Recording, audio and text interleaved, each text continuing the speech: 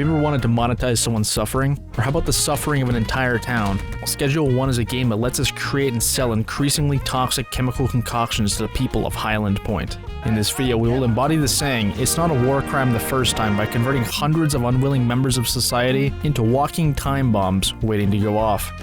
In order for us to successfully weaponize society, we must build a fully automated empire using unpaid labor, laundering thousands of dollars to avoid the IRS, and of course get the people of this city hopelessly addicted to my toxic chemical compounds so I can turn them into weapons of mass destruction. So join me on my journey to become the most feared crime kingpin in all of Highland Point. We begin the game in Serena Flats working on a ranch with our Uncle Nelson. Right after waking up, he has us doing some gardening for him, as he teaches us the basics of starting an oregano farm. For us to make a successful empire, we must learn the basics from him. He teaches us how to properly clip the buds, package the product, and water the plants without waterboarding them like a prisoner we're interrogating. After tending to our plants, Uncle Nelson instructs me to schedule deals through an app on my phone, which is baffling considering our line of work. Apparently, Uncle Nelson's a bit of a moron, and I wouldn't be surprised if the DEA follows his obvious-ass paper trail and rolls up on us.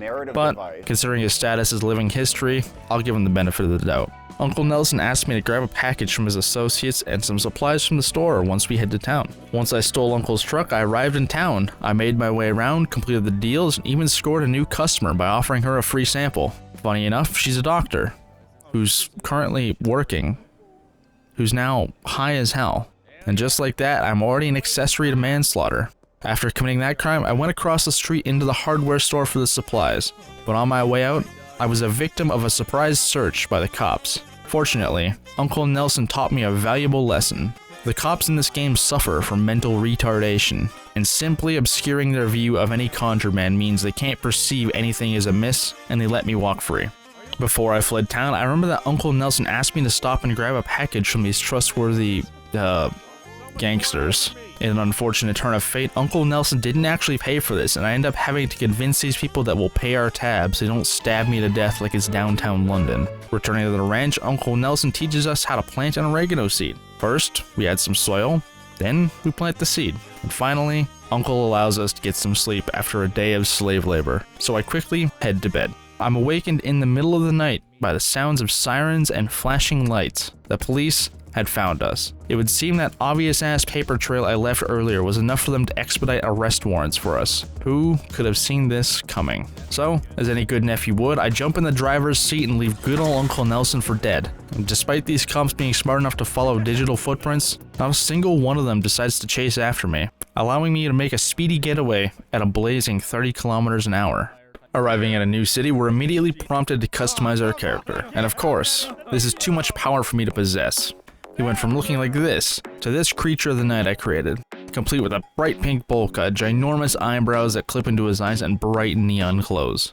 Judging by his eyes, I think he's hopped up on antipsychotics and hasn't slept in about 3 weeks. After parking the RV, there was what seemed to be some perverted old man in my RV. Either this was a hallucination from my sleep deprivation, or this was just the local homeless guy. I had no way to know for sure, so I named him John. With my new identity established, we received a text message from Uncle Nelson telling us to call him on a payphone. Seems a tad redundant since we've already committed our nefarious acts through our phone, but with him getting busted, maybe he's turning over a new leaf. We answered the phone and our suspicions were confirmed. Uncle is in fact in prison now. He informs us that he used to live in the area and has stashed some emergency cash. He tells us he stashed it in the fountain, near a canal, and behind a supermarket. Once we acquire our newfound wealth of $370, we can... What the was that? Who blew up? There's smoke coming from behind the car dealership. No way did a meth lab just go off. Wait, that's where we parked our van. I think our lab just went up in flames, yep. No! No!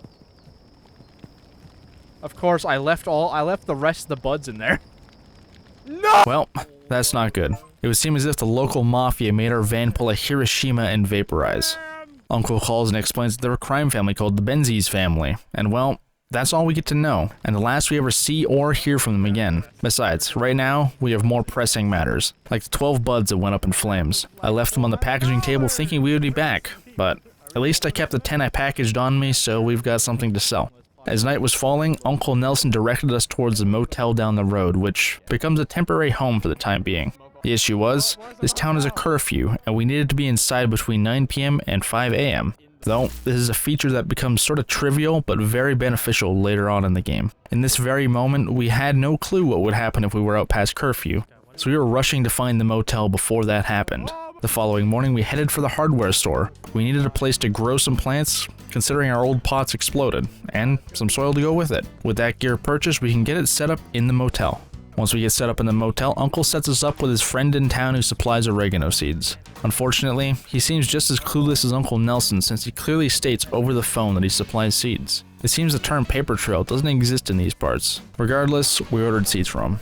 Each order we place via dead drop takes a set amount of time that changes depending on the order. To start with, we only got 4 seeds, which will take him about 2 hours to assemble. So, with a couple hours to kill, we wandered around and discovered the cash for trash machine. Its purpose is self-explanatory, but just in case you're missing your frontal lobe, let me explain anyway. You throw in trash, and you get cash. This makes getting capital for the homeless population very simple, and I can't have them getting any ideas about home ownership. So, I clogged up the machine with a crate, and as soon as I did that, the drop was ready to collect, and we could finally begin poisoning the working class. To do that, we have to remember what Mr. Miyagi taught us. Plant the seed, water it, and John even threw in pure antifreeze, which somehow shoots a plant's growth progress up by 50% instantly, but causes it to develop HIV, which is unfortunate, but also not my problem. In order for us to sell the product, we have to list it on Craigslist, but for drug dealers. Well, actually, that's just Craigslist. This allows addicts to order life-altering substances online so their vampire-like skin isn't burned off at the first sign of solar radiation. While I took the time to schedule some deals, John had lost his cool and started beating this woman to death. Whether it was racially motivated or because she was our landlord, I have no clue. Either way, we no longer have to pay rent. So, we funneled our extra funds towards another grow tent. Slowly, our operation was expanding. To end the day off, I scheduled one last deal during curfew.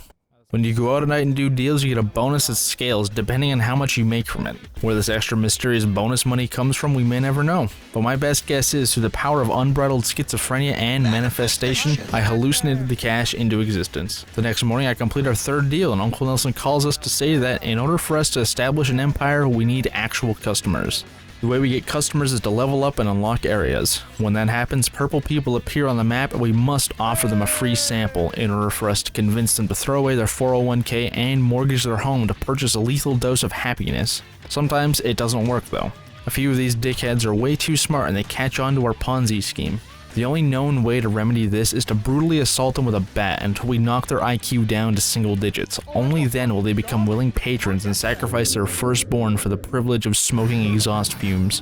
While I was assaulting civilians, John was speaking to Uncle Nelson, who then mentioned a room for sale above the Chinese restaurant. Unfortunately, I might have to sell a kidney to get this place as it costs a whopping $800. I end up offloading the rest of the product and run to the shop for more bags. On my way back to the motel, John ended up getting arrested, probably because they took one look at him, assumed he was on the sex offender registry, and hauled his ass straight to jail. When this happened, they also confiscated 4 buds and charged him $40. But he made up for it when he made $400, which gave us enough to get the new place. The only issue was, where? It would seem as if my parents tried to kick a field goal with my soft, feeble child brain. The location was less than 10 seconds from the motel, complete with giant signage. We spent 10 minutes running all over town trying to find it. I am an idiot. After we got all of our equipment moved in, we worked on spreading our product like a disease, successfully infecting Geraldine, Chloe, and Peter File. Since our customer base was getting a little unmanageable, Uncle Nelson introduced us to the idea of hiring a dealer. Basically, we could offload 8 unwanted children for him to sell for the low price of $500 up front and 20% of every sale. That's a good deal right there. Though that also implies him selling lethal substances to children. Anyway, the way we recruit Benji is to get our relationship up with one of his friends, which just means making them happy by selling them drugs. The 3 we need to focus on are Ludwig, Peggy, or Beth. We need them absolutely hooked. While John worked with Benji, I sought out one thing we desperately needed. A mixer, allowing us to begin lacing our product and beginning the plan. Our main goal as of right now is to make product that is very addictive, and we just unlocked a new strain of seeds too. With the new strain and a little bit of Viagra, we're able to create rock solid. Each ingredient we add adds a new effect, and Viagra adds the Tropic Thunder effect, which essentially allows you to pull a Robert Downey Jr. and do a morally acceptable race change. Some of Benji's friends caught wind of this and demanded we sell them some of that product. They took one hit and instantly recommended us to Benji. We welcomed Benji onto the team with a fistful of cash and a felony amount of product. And now, we wait for him to do something. Well, he's taking a little too long for my taste. Time to assault local law enforcement with an aluminum baseball bat I dug out of the trash. Unfortunately, they got the better of me and were about to charge me with 2 counts of assaulting an officer and 1 count resisting arrest. Fortunately, I smoked the product I had left and pulled a reverse Michael Jackson. I was released the same day with a slap on the wrist and a $125 fine. Finally, after almost receiving life in prison, Benji did his first deal and the wall recommended me to a pseudo supplier. It seems that long-term exposure to the chemical fumes of our sweatshop was exacerbating my schizophrenic brain. Hearing the payphone ringing, Uncle Nelson told us we had to make a mix worth $60, and I had the perfect plan for this. Earlier, we stole a jug of horse semen from an unsuspecting person on the sidewalk, so of course, I mixed the yellowy white liquid in with our best product, rock solid. I called it Cummies. With that abomination created, Uncle Nelson decided it was time to inform us about the warehouse. The warehouse is where we hire employees to start automation, purchase less than legal weaponry, and purchase advanced equipment from good old Special Needs Oscar. Right now, we needed the lab oven and chemistry station so we could begin cooking, Pookie. In order to begin cooking, we need phosphorus, acid, and pseudo. Phosphorus and acid can be bought from Oscar, and pseudo needs a supplier. Fortunately, I had a schizophrenic vision earlier and I know how to get pseudo. Unfortunately, the sweatshop is too packed for our Pookie operation. Between the underpaid child workers and the oregano operation, it was packed. So before we begin full-scale production, we need to expand. To do that, we need to head down to Ray's Realty where we buy properties from the Cheeto Man himself.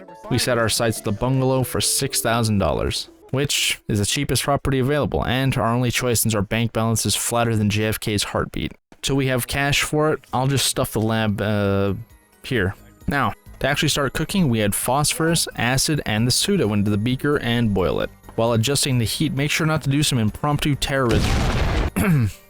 Let's continue. Pookie takes 8 in-game hours to boil and another 6 hours to cook, but will sell for a lot more. Once we crack the sheet, we can start lacing it. Of course, our signature blend right now is Viagra, so we end up creating Hard Rock Candy, which sells for $102 a pop. Unfortunately, we end up hemorrhaging money today since John fell for the oldest Ponzi scheme in the book, the casino. After John drove us into crippling financial ruin, we had to spend the next day making up for it. And after a whole day of exploiting the homeless and impoverished, we managed to make enough money to buy the bungalow. Feels oddly satisfying scamming homeless people and buying up cheap homes with their cash. I understand why rich people do it now. I get to make a profit, and they get to stay homeless. Really, it's a win-win. Anyway, I digress. The next few days were too chaotic to explain cohesively, so here's some highlights. We developed a new strain of oregano called Hard Dad. John drained our bank account on blackjack, I became a door-to-door salesman selling life-altering substances, and after depositing my profits, John stole my earnings right out of the bank and gambled it all away. Finally, I watched John use the power of imagination to levitate off the ground. Schizophrenia is one hell of a drug. Since John spent our money, we went to collect from Benji, but quickly realized he had almost no cash. Benji wasn't selling enough, and to encourage him a bit, we jumped his ass and beat him to the verge of death, and gave him a new list of customers to sell to. The list was made according to a video I found explaining that dealers should have specific customers that are local to them, otherwise they have a mental breakdown. This pretty much allows them to make deals faster as well as move more of my chemical concoctions. With Benji now dealing faster, we had to scale our mixing operation accordingly. So, we purchased a Mixer Mark II, which lets us make double the product in half the time, which speeds up our process exponentially. We are now producing more harmful chemicals than a coal power plant. John wanted to try the new mixer out, so we created Chlamydia, which slowly devolved into him adding more harmful chemicals that eventually led to him developing a literal biological weapon he called the Black Death. Little does he know, anything above 1 milligram is incredibly lethal. And one of the minor side effects is stage 8 lung cancer. He has about an hour to live now. Now that we're producing more complex mixes, it was time to begin automation. To start that off, we decided to get a botanist and a packager. A botanist is someone who likes plants a little too much. They'll put soil in the pots and plant the seeds in the pots and nurture the plant like a lover. These guys are a little weird, right? Regardless, they charge $200 per day and keep our product grown, which is a bargain. The packager can move items around and package product. These guys are essentially the slaves of the operation as we force them to do all the heavy lifting and move our gallons of horse cum around. With things becoming automated, moving around fast is crucial, simply because it saves time. The best way to do this is by buying the golden skateboard and abusing a glitch. By doing this, you move faster than any car in the game. It makes the only viable vehicle the white van. And no, it's not to pick up kids. I'm looking at you, Peterphile. Because it can hold 16 different things, which becomes very nice later on. Right now, we were encountering an issue. People weren't buying up our Pookie. So, I had to adjust the formula a little bit to incorporate literal D batteries. If the battery acid doesn't kill you, then the heavy metals will, but that hardly seems like my problem. The only thing that matters is that it became more valuable and even more addictive. This new product was a hit and we are finally converting our oregano audience into Pookie audience, thus forcing them deeper and deeper into insatiable addiction. Oh yeah, it's all coming together. Except that it's not. And we're hitting a roadblock. The damn IRS. Each week we can deposit 10K into our account, but between using the stores and buying properties, 10K per week won't do.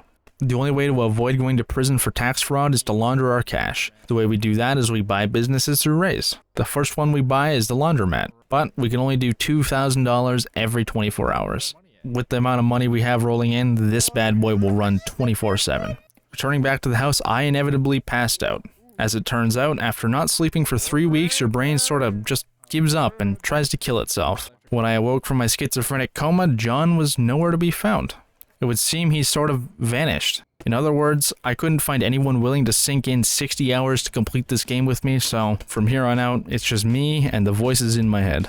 Now that I've been abandoned like an unwanted child, it was time for me to get my second dealer, as well as get the oregano operation fully automated. To start with, let's upgrade and expand it a bit. We'll need air pots, suspension racks, grow lights, supplies, and of course, some wage slaves. I'll put the grow operation in the sweatshop and turn the bungalow into a lab since space is becoming an issue. Right now, I'm focusing on making my 2 main strains, Schizo Kush and Full Body Cancer. In order to get the mixing fully automated, I'll need 7 mixers and 2 chemists. Chemists are essentially the Walter Whites of the workers. They play with the chemicals and try not to accidentally commit domestic terrorism by blowing up the block, or accidentally creating a biological weapon causing an apocalypse.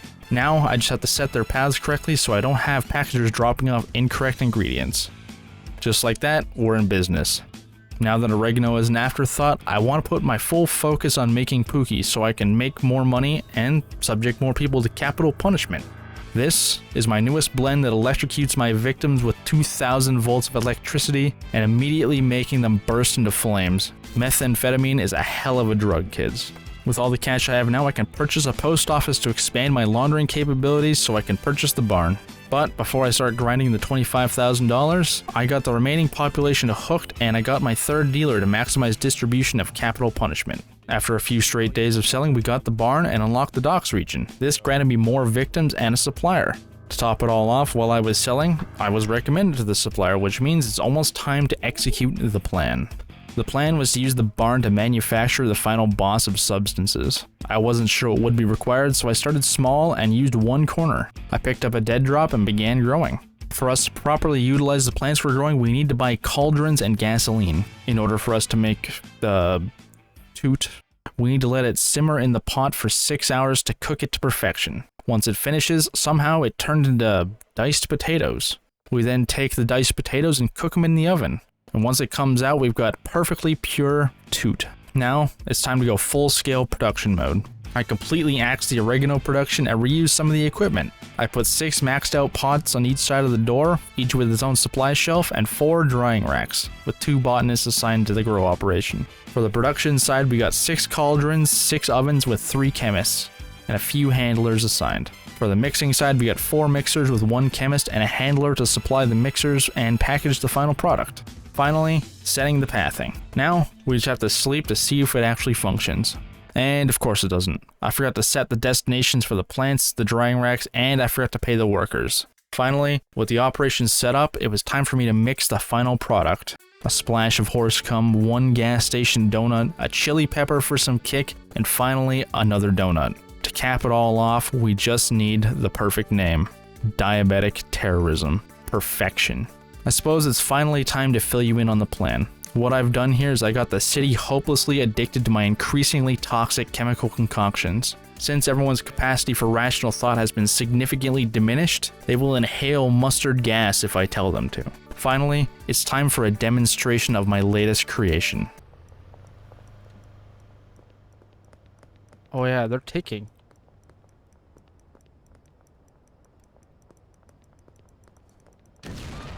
Oh.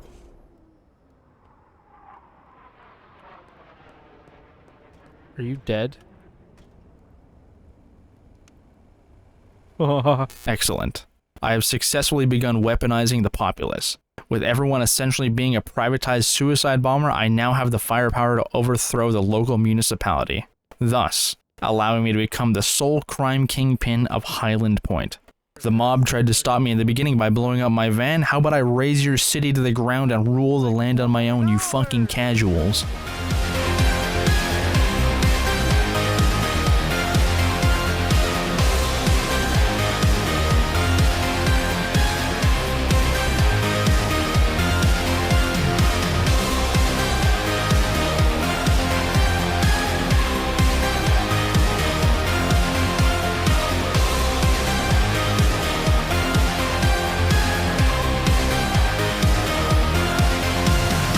Finally, with the city brought to its knees, I can be satisfied. But before I go, I have to fire my employees.